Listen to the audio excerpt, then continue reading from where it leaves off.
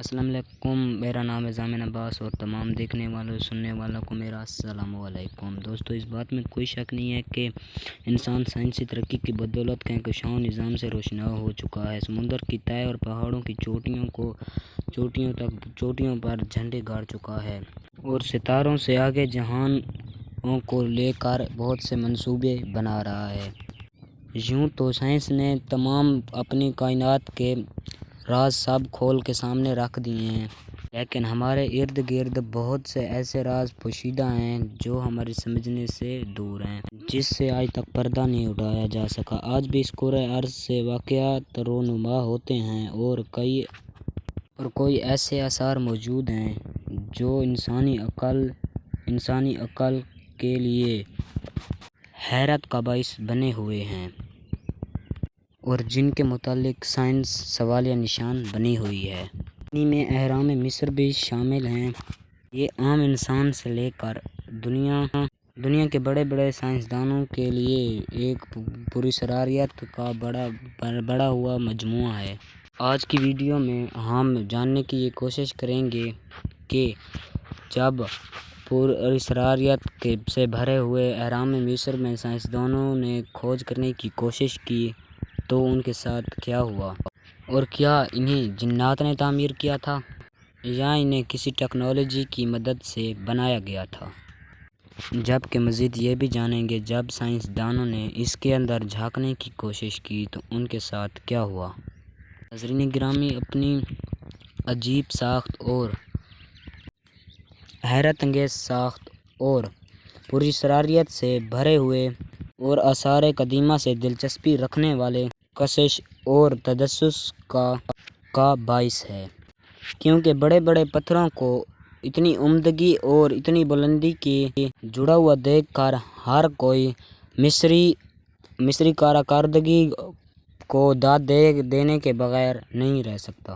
انہیں دیکھتے ہی ذہن میں پہلا سوال یہ ابھرتا ہے، آخر ایک عجوبہ اور روزگار عمارت کو کس نے کیوں اور کس طرح تعمیر کیا گیا ہوگا۔ اسی سوال کو جاننے کے لیے صدیوں سے ریسرچ جاری ہے۔ سائنسدانوں نے گزشتہ 2 سالوں سے بہت کچھ لکھا ہے اور اہرام کے متعلق بہت سے سوال جواب مطلب ہیں۔ بہت سے لوگ اہرام کو ایک مقبرہ اور معبد قرار دیتے ہیں، لیکن سائنسدانوں کا کہنا ہے کہ یہ مصر کے لوگوں کے لیے حفاظت کا باعث ہے، کیونکہ وہ اپنے سب راز اسی میں رکھتے تھے۔ ان کے سب کمروں میں مصر کے لوگوں نے اپنی تمام معلومات محفوظ کر لی تھیں تاکہ کوئی ان کو چرائے نہیں۔ بہت سے لوگوں کا یہ بھی کہنا ہے کہ یہ اہرام خلائی مخلوق نے بنائے تھے تاکہ یہ دوسرے سیاروں سے رابطہ ممکن کر سکیں۔